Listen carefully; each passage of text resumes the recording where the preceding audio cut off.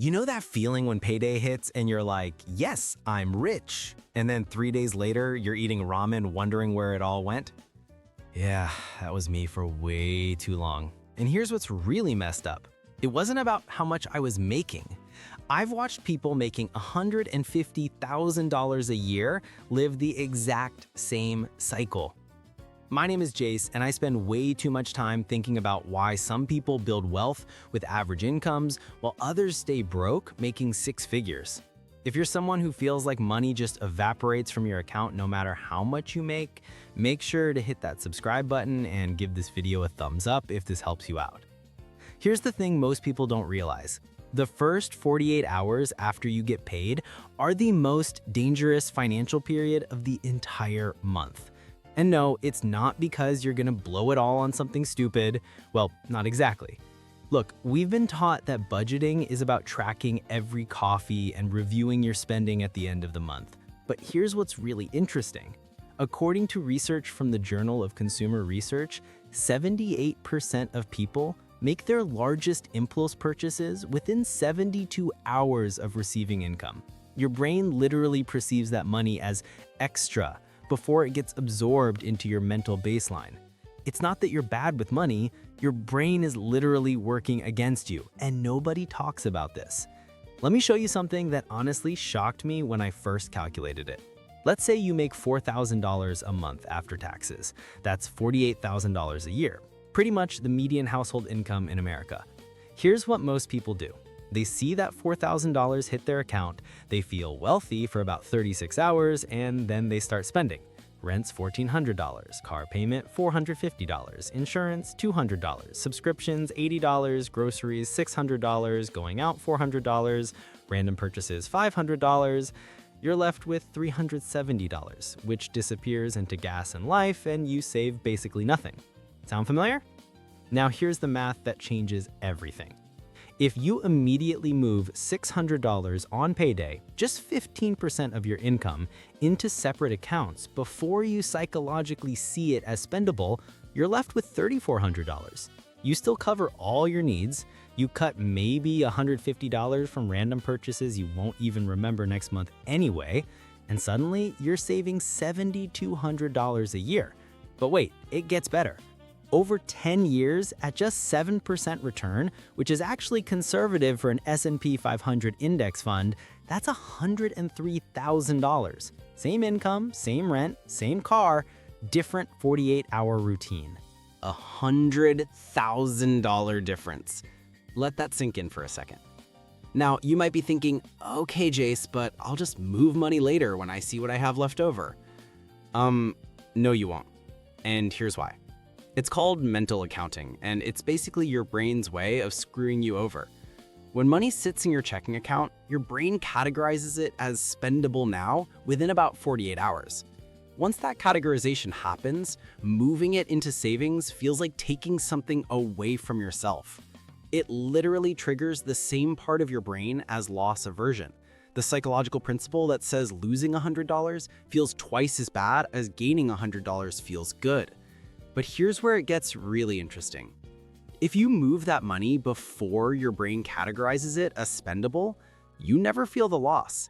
It's like it never existed in your spending money category to begin with. This is the exact same principle that makes 401k contributions feel painless.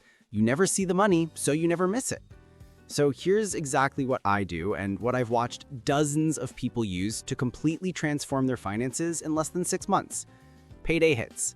Before I buy anything, and I mean anything, even coffee, I open my banking app and execute what I call the triple split. This takes literally 10 minutes, but it's the most important 10 minutes of your entire month. First, 15% immediately goes to my high-yield savings account. I use Marcus by Goldman Sachs, currently at 4.5% APY, but Ally and American Express have similar rates. This is your emergency fund, your the car broke down fund, your I hate my job and need to quit fund.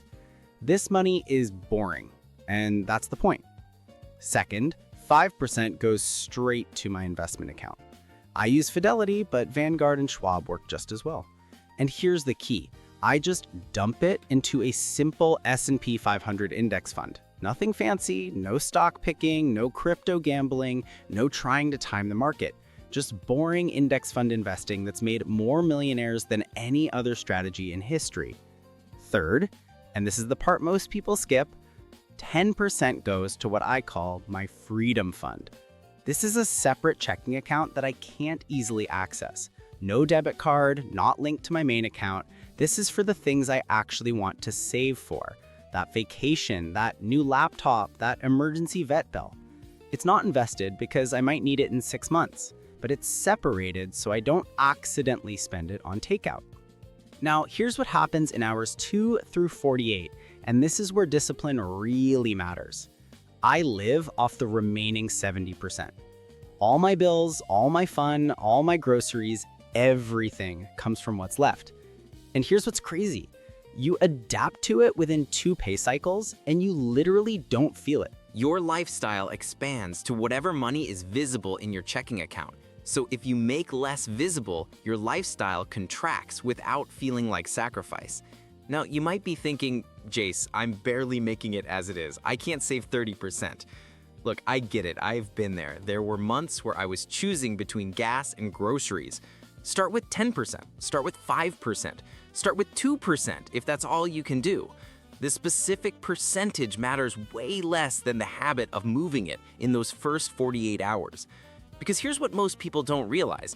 You're probably already spending that 10% on things you won't remember next month anyway. That extra streaming service you forgot you have, the food delivery that seemed necessary at the time, the impulse Amazon purchase that's still in the box. Think about it like this.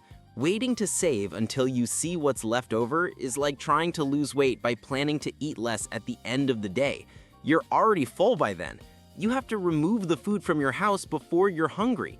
Same thing with money. You have to remove it before your brain gets hungry for spending.